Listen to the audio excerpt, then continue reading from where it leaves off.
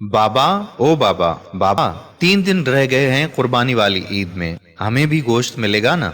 बाबा कहने लगा, हाँ हाँ, क्यों नहीं, बिल्कुल मिलेगा। बच्ची कहने लगी, बाबा लेकिन पिछली ईद पर तो किसी ने भी हमें गोश्त नहीं दिया था, अब तो पूरा साल हो गया है गोश्त देखे हुए भी। बाबा ने कहा, नहीं शाजिया, अल्लाह ने हमें भूखा तो नहीं रखा ना। मेरी प्यारी बेटी, हर हाल में अल्लाह का शुक्र अदा करना चाहिए। डॉक्टर साहब कुर्बानी के लिए बड़ा जानवर लेकर आए हैं और मास्टर जी भी तो बकरा लेकर आए हैं ना। हम गरीबों के लिए ही तो कुर्बानी का गोश्त होता है, अमीर लोग तो सारा साल गोश्त ही खाते हैं। खैर, आज ईद कुर्बान पर मौलवी साहब बयान फरमा रहे हैं कि कुर्बानी में गरीब मिस्कीन लोगों को नहीं भूलना चाहिए, उनके बहुत हुकूक होते हैं। शाजिया का बाप भी नमाज अदा करके घर पहुंच गया। घंटा भर इंतजार करने के बाद शाजिया बोली कि बाबा अभी तक गोश्त नहीं आया। बड़ी बहन राफिया बोली, चुप हो जाओ शाजी, बाबा को तंग क्यों कर रही हो? वो चुपचाप दोनों की बातें सुनता रहा और नजरअंदाज करता रहा।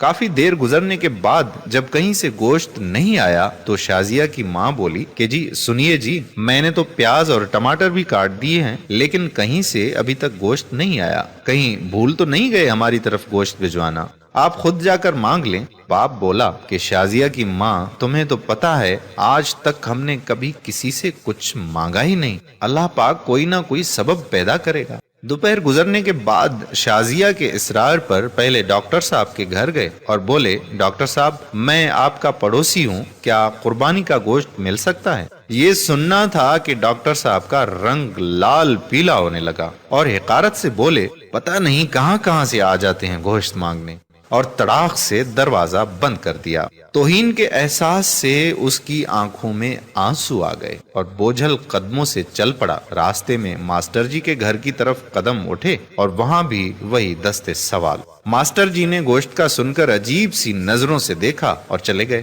थोड़ी देर बाद बाहर आए तो शापर देकर जल्दी से अंदर चले गए, जैसे उसने गोश्त मांगकर बड़ा गुनाह कर दिया हो। घर पहुंचकर देखा तो सिर्फ हड्डियां और चर्बी। खामोशी से उठकर कमरे में चले गए और खामोशी से रोने लगे। बीवी आई और बोली कि कोई बात नहीं, आप गमगीन ना हो, मैं चटनी बना लेती हूँ। थोड़ी देर बाद शाजिया कमरे में आई और बोली, बाबा हमें गोश्त नहीं खाना, मेरे पेट में वैसे भी दर्द हो रहा है। ये सुनना था कि आंखों से आंसू गिरने लगे और फिर फूट फूट कर रोने लगे। लेकिन रोने वाले वो अकेले नहीं थे, दोनों बच्चियां और बीवी भी आंसू बहा रहे थे। इतने में पड़ोस वाले अकरम की आवाज आई, जो सब्जी की रेड़ी लगाता था। अनवर भाई दरवाजा तो खोलो।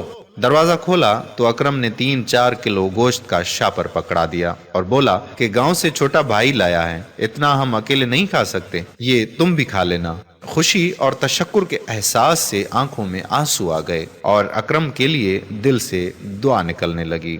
गोश्त खाकर अभी फारिग हुए ही थे कि बहुत जोर का तूफान आया, बारिश शुरू हो गई, उसके साथ ही बिजली भी चली गई। दूसरे दिन भी बिजली नहीं आई। पता किया तो मालूम हुआ कि ट्रांसफार्मर जल गया है। तीसरे दिन शाजिया को लेकर वो बाहर कहीं जा रहे थे तो देखा कि मास्टर जी और डॉक्टर साहब बहुत सा गोश्त बाहर फेंक रहे थे, जो बिजली ना होने की वजह से खराब हो चुका था और उस पर कुत्ते झुपट रहे थे। शाजिया बोली कि बाबा क्या कुत्तों के लिए कुर्बानी थी? वो शाजिया का चेहरा देखते रहे और मास्टर जी और डॉक्टर साहब ने ये सुनकर गर्दन झुका ली। खुदारा एहसास करें गरीब और मिस्कीन लोगों का। ये सिर्फ वीडियो ही नहीं, अपने आसपास खुददार मसाकीन की जरूरतों से हमा वक्त आगाह रहने की आपसे दरख्वास्त भी है। इस कुर्बानी पर अपने पड़ोस में खुददार मसाकीन को भी जरूर उसका हिस्सा दें ताकि वो आपके लिए दुआगो हों। आज की हमारी ये वीडियो अगर आपको पसंद आई है तो अपने दोस्तों के साथ भी शेयर कर दीजिए और साथ साथ हमारे YouTube चैनल प्यारा इस्लाम को सब्सक्राइब करें और Facebook पेज प्यारा इस्लाम को लाइक करके फॉलो कर दीजिए ताकि हम ऐसी मजीद मालूमाती और दिलचस्प वीडियोस आप तक पहुंचाते रहें। जज़ाकल्लाह खैरा। अस्सलाम वालेकुम व रहमतुल्लाहि व बरकातहू।